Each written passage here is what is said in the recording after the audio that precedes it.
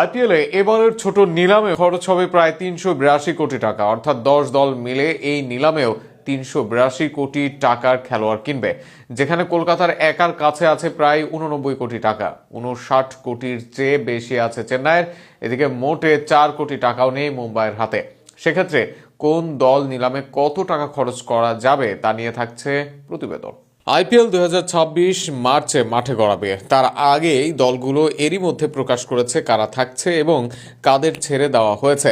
রিটেনশনের পর প্রতিটি দলের হাতে কত টাকা আছে তা এখন নিলাম ঘিরে সবচেয়ে বেশি আলোচিত বিষয়, কারণ এই বাজেট দিয়েই দলগুলো গড়ে তুলবে নতুন স্কোয়াড।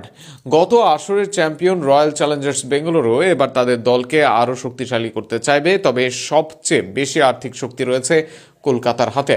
কলকাতা নাইট রাইডার্সের হাতে রয়েছে ৬৪.৩ কোটি রুপি, যা বাংলাদেশি মুদ্রায় প্রায় ৮৮ কোটি ৭৬ লক্ষ টাকা। বিশাল এই বাজেট কাজে লাগিয়ে কেকেআর এবার নিলামে আগ্রাসী ভূমিকা নিতে পারে। নতুন ক্রিকেটীয় পরিকল্পনা ও বেঞ্চ স্ট্রেংথ বাড়ানো তাদের মূল লক্ষ্য হতে পারে।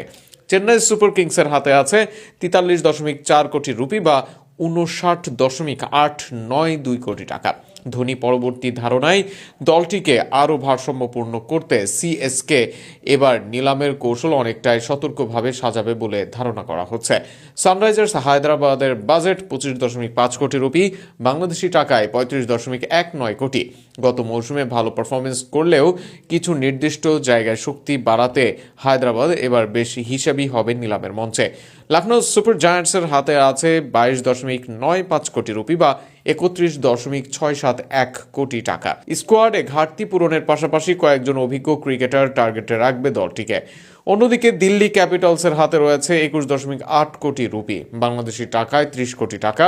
তারা ব্যাটিং অর্ডার শক্তিশালী করতে টপ অর্ডারে বড় কোনো নাম নিতে পারে। রয়্যাল চ্যালেঞ্জার্স বেঙ্গালুরুর হাতে ১৬.৪ কোটি রুপি বা ২২.৬৩২ কোটি টাকা। বর্তমান চ্যাম্পিয়ন হিসেবে তারা মূলত নির্দিষ্ট কয়েকটি পজিশন ঠিক করতেই বাজেট ব্যবহার করবে। রাজস্থান রয়্যালসের কাছে আছে ১৬.০৫ কোটি রুপি, অর্থাৎ ২২.১৪৯ কোটি টাকা। গতবারের ভালো পারফরমেন্স ধরে রাখতে স্মার্ট কেনাকাটাই হবে তাদের মূল লক্ষ্য। গুজরাট টাইটান্সের হাতে ১২.৯ কোটি রুপি বা ১৭.৮০২ কোটি টাকা। গত ২ মৌসুমে পরিবর্তনের পর নতুন করে শক্তিশালী দল গড়া তাদের জন্য গুরুত্বপূর্ণ। পাঞ্জাব কিংসের হাতে রয়েছে ১১.৫ কোটি রুপি, অর্থাৎ ১৫.৮৭ কোটি টাকা। সবচেয়ে কম বাজেট রয়েছে মুম্বাই ইন্ডিয়ান্সের হাতে, মাত্র ২.৭৫ কোটি রুপি বা ৩.৭৯৫ কোটি টাকা। নিলামে যা তাদের জন্য বড় চ্যালেঞ্জ তৈরি করবে। অর্থাৎ সব দল মিলিয়ে নিলামে খরচ করবে মোট প্রায় ২৩৭.৫৫ কোটি রুপি, যা বাংলাদেশি মুদ্রায় প্রায় ৩২৭.৮২ কোটি টাকা।